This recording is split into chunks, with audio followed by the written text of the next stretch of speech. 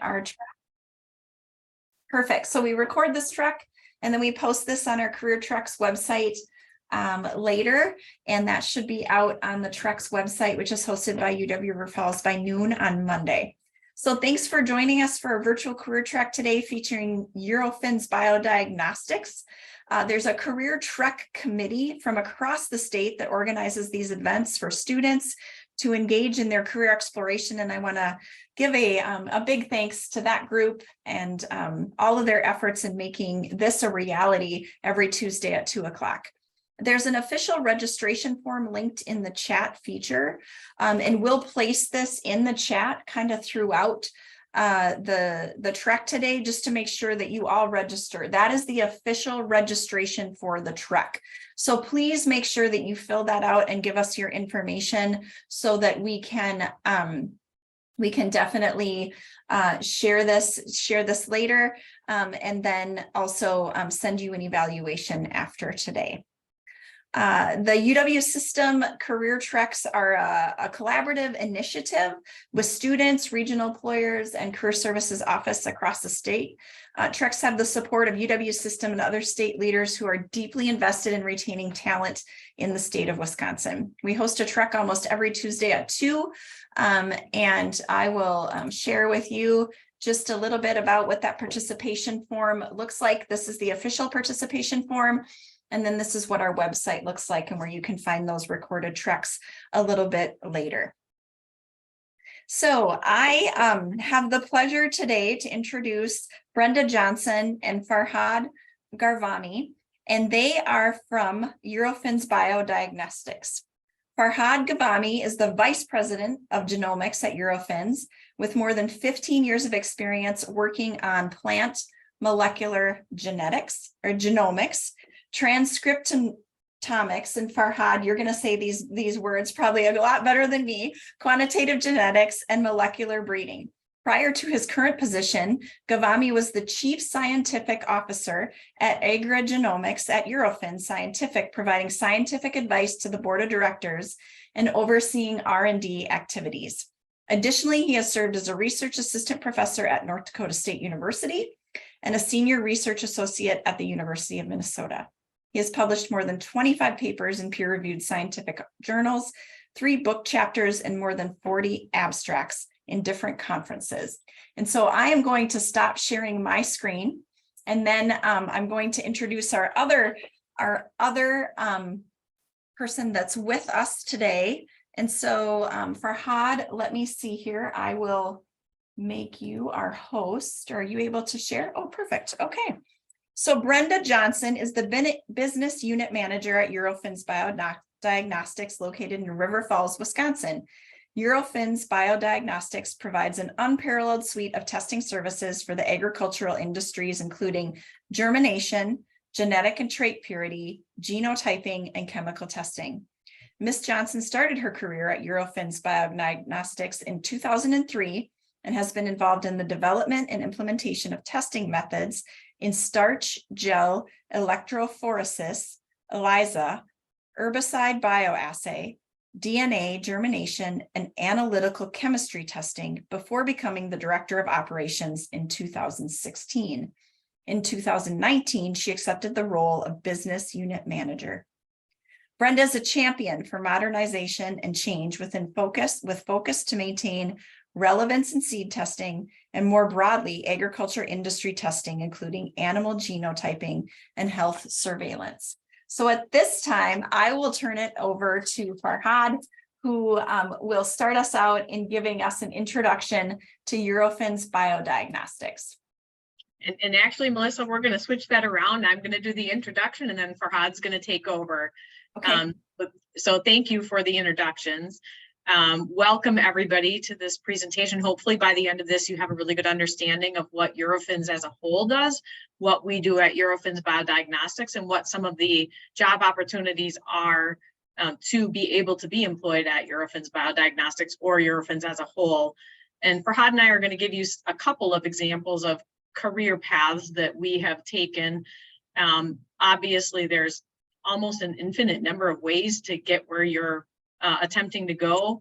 But at the end of it, it's all just kind of meandering, which is what you're going to see as we move through this slide deck and presentation. Farhad, will you go to the next slide, please? So as I indicated, we're going to review Eurofins as a whole. And the first thing to note is that it is a global organization with a mission to contribute to global health. There are several different sectors. Eurofins is #1 worldwide in food testing, #1 worldwide in environment testing, and we're in the top 10 for biopharmaceuticals. And so it's a very well-known organization globally. It's publicly traded on the French stock market. So there was an IPO started. It's in the history. So if you're really that interested in it, go ahead and look it up. We do a ton of different types of testing, but it's all focused in a laboratory. So there's everything from germ and purity testing, genetic testing, to food quality and safety. I'm not going to read the slide. You're all very capable of reading, but importantly, it touches every piece of food supply, companion animal, and health. And importantly, when we get to the portion where we're talking about careers, obviously, we're very scientifically focused, but there's a lot of peripheral opportunity as well. Accounting is an example. IT are all supporting careers that are associated with a lot of the things that we do and really necessary to be able to do everything that we do. Will you go to the next slide, please? A quick history of Eurofins as a whole. Again, it's a global organization. It was founded in 1987. It was just a few staff in France. There was a single test that they offered, and then over the course of the past couple of decades, Eurofins has grown through both acquisition, purchasing of laboratories, and organically. So just growing and expanding in adjacent areas for the testing services that they currently offered in that laboratory. Today, I think it's actually over 900 labs in over 47 different countries, and again, globally. The US and Europe have a lot of labs, but really we are on almost every continent. Next slide, please. The reason that it has grown both organically and through acquisition is because of some of the core competencies that we have. There's personalized customer attention. Each customer is treated as if they are our only customer as much as we possibly can. The results that we provide are very accurate and reliable. We pride ourselves on our accuracy. We have a lot of different types of accreditations, both government and private industry accreditations that ensure that we are providing good results. There's a global network. So if Eurofins BioDiagnostics can't offer a test, there's a pretty good chance that some other laboratory in our network can offer that test, and we can outsource to that laboratory somewhere on the planet. There's hundreds of thousands of different methods that we run, and then we have lots of industry expert. Farhad is one of those examples where he was CSO. He's very, very knowledgeable on the genomic side of things.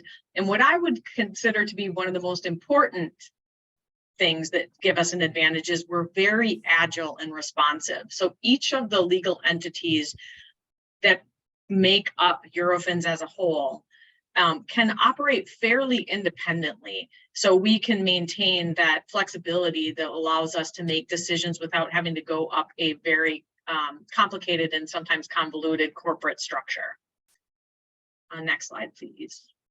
So now I'm going to introduce you to Eurofins BioDiagnostics very specifically. We fall in the genomics stream in the whole organization. And that is based on the mission that we are always looking to make sure that we are meeting is specifically about empowering our customers and employees, importantly, to make data-driven decisions through innovative solutions and premium quality services. So importantly, this includes customers and employees. We've built a battery of core values that support this. And again, not going to read to you. You're all very intelligent, and you'll have a recording this, and you can read it and print it if you want and scrapbook it if you want. But we are very customer centric, and we do believe strongly in operational excellence. We are always looking to streamline and innovate, making our processes better, with prioritization over quality and safety, or to quality and safety.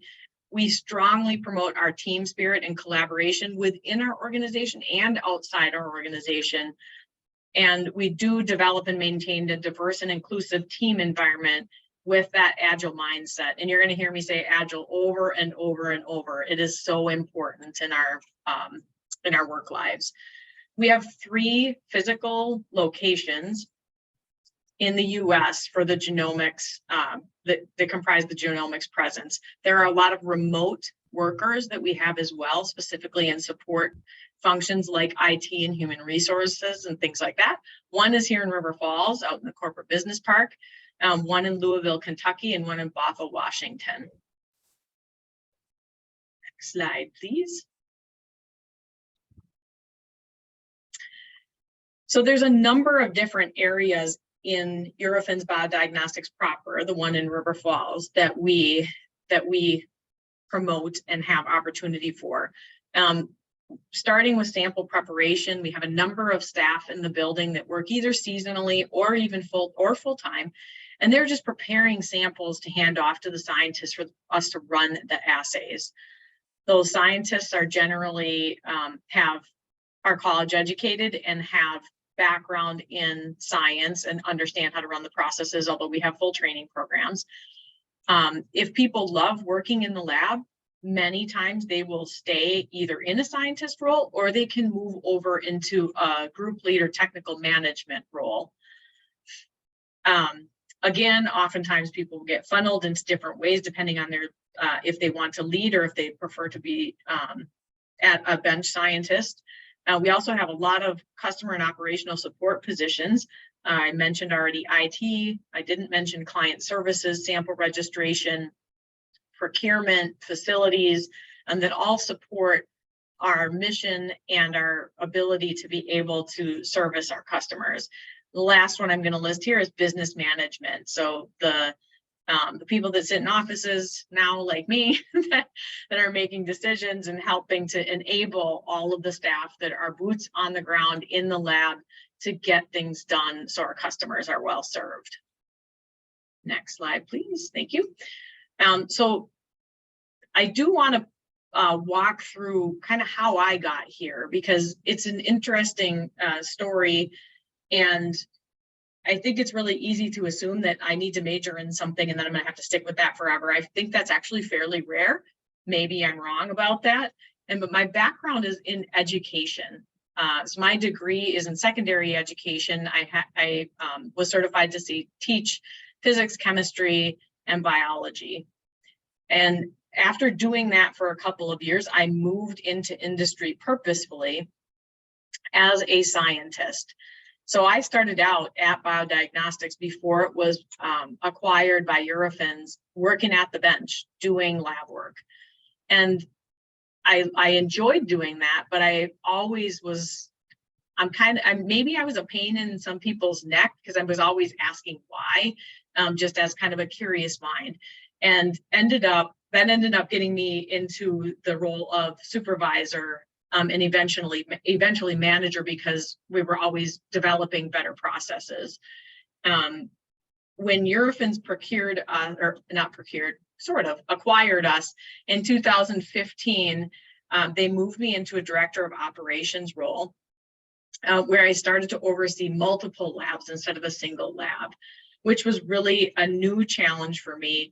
I wasn't completely sure I wanted to take it, to be perfectly honest. It was offered to me, and the first time it was offered, I turned it down because I was afraid. I was like, I don't know anything about some of these other labs, and I'm not sure I can be successful doing this. I'm really glad that my previous boss convinced me to do it. I feel like I'm hopefully doing a good enough job at it. But it's really just the boldness to say, I'm going to try this. And if it doesn't work, it doesn't work. And I had a very open conversation with my boss about not wanting to fail, which ends up making you, it increases your chances of success if you don't want to fail. So it ended up working out. A couple of years after that, they moved me into the business unit manager role, where I had full responsibility for everything that happened under the roof here at the 507 Highland Drive location, including profit and loss responsibility, meaning I have fiscal responsibility, making sure that we are making money. Last year, we actually split the two, early this year, we split my business unit into two. And that is where I'm going to hand it over to Farhad, because he took responsibility for business unit management of the genomics portion. So off to you, Farhad. Sure. Glad to be here, and thanks for the opportunity. So my career path is not as exciting as Brenda's, but and as you can hear, there is some background noise here because my office is in the lab, and just kind of like there is nice thing that I can just see the lab over, but kind of like sometimes you hear kind of like noises of vacuum shakers and so on and so forth. But anyway, just my kind of like the way that I get here, I would say that first I was just focusing on academia, means that I did my PhD in plant genetics and I would say molecular genetics and genetic engineering, and then I did some postdoc at different universities in different areas, and because of I wanted to prepare myself to be a professor at the university and do kind of like those kind of work. But when I was a professor at the university, North Dakota State University, I was kind of like a research assistant professor there, and then I realized that kind of like this job is not going to satisfy me as well too. And the other thing that's kind of like moving up in that position is kind of like always difficult too. I mean, it's not that I would say is impossible. That's more difficult at the university to go up the ladder, and being a professor is good enough to stay there. So then kind of like I was looking for other opportunities, and to be honest, I mean that's kind of like where I thought that okay, I have to think outside of the box, and kind of like maybe I need to try industry as well too. And just my first attempt was successful. Kind of like I was hired as a lab manager at Eurofins at BioDiagnostics at that time, and pretty soon after, kind of like I moved there. Just Eurofins acquired us in 2015, as Brenda said, and I was promoted to being the chief scientific officer of the company in agrigenomics area, and just make sure that the company is just moving toward that kind of like, which would be kind of like the the future of the industry in this section, and kind of like make sure that we are ready for that, and just develop the company to that level. And then kind of like after kind of like we have a big I would say genomics lab at Eurofins BioDiagnostics. So we decided, so kind of like they promoted me to vice president to have more I would say day-to-day activity of operation as well, to beside kind of like the R&D, overseeing R&D. So I mean, to me, I mean, kind of like the important message that I get from my career is just kind of like I mean, we have to always to accept changes and we have to think outside of the box. Means that kind of like if there is a change, we have to accept that, and sometimes you need to change the direction that you're going to go. For example, I was thinking that I'm going to stay in academia, then I changed that mindset, and I believe that my move was successful. And another thing that I'm going to mention, whenever I'm going to do a move, especially kind of like for the young guys, I mean, that's not a big deal because you can just take a huge risk. For me, that kind of like I was in the middle of kind of like my career, and just kind of like the move is just getting hard there. I wanted to make sure that I have a good knowledge of what I'm going to do technically. Means 50% I know about the path that I'm going toward. That means that I know 50% of that, and I have a good knowledge of that, and I leave 50% to learn as well too. So this 50%, I would say helping me to move forward means that kind of like when I go somewhere, I would say that I should make sure that 50% I'm safe and I understand that kind of like work area. And then I leave another 50% for learning and move forward, and means that kind of like give you more opportunity for growth. So I'm going to move a second. Hopefully I can change this slide. Yeah. So I'm going to kind of like talk more about biodiagnostic and the testing services that we are doing here. So one of the kind of like things that we are doing in our business is just kind of like seed quality. And one of the core kind of like, competency that we have is seed quality testing and just kind of like seed health. So we have labs that they are kind of like, do germination, I would say, do ELISA, do DNA, DNA testing for quality assurance. And we have lab that they do the same thing for diseases, seed diseases, plant diseases, to make sure that for example, the seeds are disease-free. We have lab that we do seed genetics, and kind of like we are helping breeding program. And we have agrigenomics lab that we are using different kind of like, I would say, genomics tool to be able to help our customer and help industry. And we have animal health and microbiome lab as well to that, kind of like, helping just the industry about kind of like, the new areas in microbial population to test that one, and for animal to make sure that they are disease-free, or we can detect kind of like, what diseases they are carrying. So what I'm going to do at the moment, I'm going to kind of like focus more on agrigenomic services because we don't have much time. So I just wanted to bring one as an example. So mostly in our agrigenomics lab, the first thing that when we are receiving samples, we have to do is we have to make sure that we are extracting good quality DNA and in a high throughput fashion. So we have different robotics and automation that we are using for DNA extraction. And we kind of like all of these is to make sure that we have good quality DNA. We have to make sure that the cost is just kind of like very cost effective and affordable for a customer, and the turnaround time, or kind of like the time of the service, is kind of like to the scope that we can just do other tests on the DNA that we are going to extract.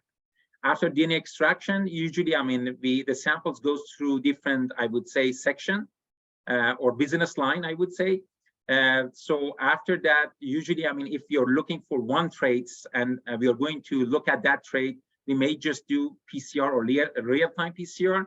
The example of that one is GMO detection. So you guys are kind of like heard about that one, that sometimes we have to make sure that seeds are GMO-free, and sometimes we have to make sure that there is a specific genetically modified or biotech trait present there. So sometimes the farmers want to see some traits that they are present, make sure that they are present. And sometimes the consumer, they wanted to see that there is no trace of GMO there as well too. Our lab can do both, and we are using real-time PCR or PCR for that purpose. Another thing that's going to, we are doing in our lab, we are doing a very high throughput PCR as well too. For you guys that you are familiar with these, usually, PCR, they are in 96 format, in 384 format, and so on and so forth. But the thing that's kind of like, if you have multiple traits and you have lots of samples, let's say you have kind of like, 10,000 samples, and you have kind of like 20 different traits to look at. So usually you cannot use qPCR or regular PCR. You have to use a high throughput PCR machines. And that's kind of like where we are, our lab is standing, and just kind of like we can just run 100,000 PCR per day. And just kind of like we can just do it in a very high throughput fashion, and we can just do it for let's say a one trait, or let's say 50 traits, 48 traits at the same time. Sometimes that's not good enough. Sometimes the customer, they are going to look at more traits at the same time. 48 is not enough. Sometimes they are looking for 100 traits, 1,000 traits, 2,000 traits, and so on and so forth. And nowadays, most of that will be done on using next-generation sequencing. You're familiar with sequencing, and you have heard about that. That's kind of like a new, I would say, era.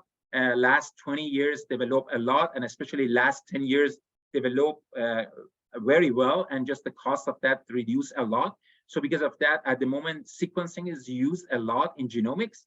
And one of the thing is just you can just use that one for genotyping. As I told you, if you're going to evaluate 1,000 traits at the same time, we can just kind of like design a panel of those traits and then run it through a sequencing machine, and then analyze the data, and then able to provide the data to a customer in a very cost-effective mode and very fast and I would say that accurate. But sometimes that's not good enough too. So customers are looking for like 100,000 traits or 50,000 traits or 1 million traits at the same time. So although, I mean, you can use the whole genome sequencing for that, but that's going to be really costly. So another option is just running, we call it array genotyping. It's just kind of like, it's like computer chip, but you're, instead of putting wire there, they put kind of like DNA instead of the wire there. So because of that, kind of like it's almost the same technology as chip, but it's just you have DNA rather than just the wires there. And by that one, you can just evaluate 100,000, let's say, trait at the same time. Probably you guys have heard about 23andMe, Ancestry.com, and so on and so forth. So when you have a big population and you wanted to have a good resolution, you are not looking for one trait like, you know, brown hair or black hair or blue eyes or brown eyes or black eyes. You have to increase the number of traits to be able to differentiate people. And when you get to 100,000, 200,000 traits, you can differentiate anybody from each other. So because of that, in 23andMe or Ancestry.com, they're using such a thing, or even in animal breeding, in plant breeding, they're using the same thing as well too. So we have a method that we can just evaluate 100,000 traits at the same time.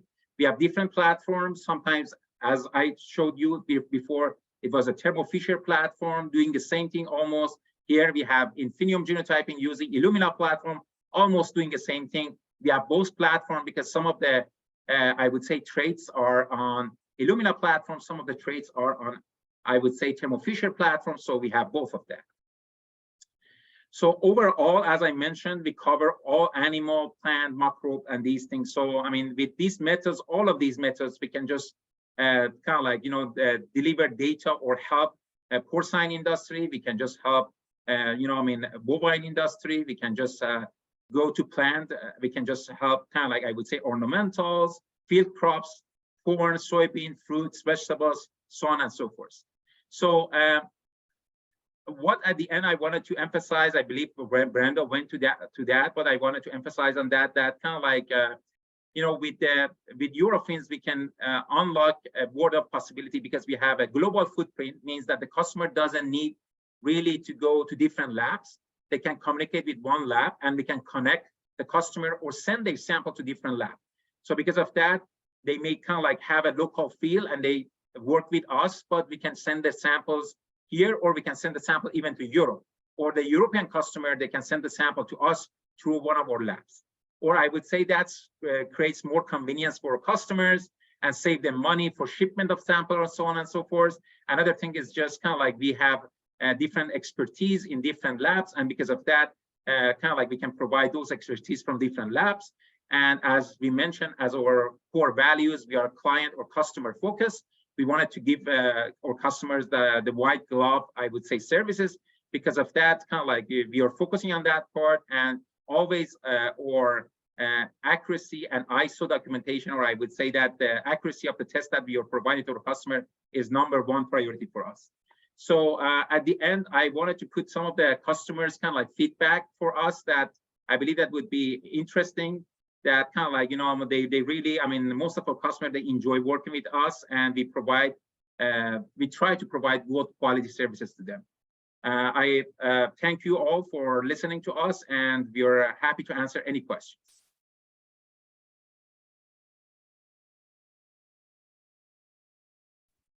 Great. Thank you so much, Farhad and Brenda, for sharing your insight and expertise related to Eurofins, and in particular, Eurofins BioDiagnostics, which is located in River Falls.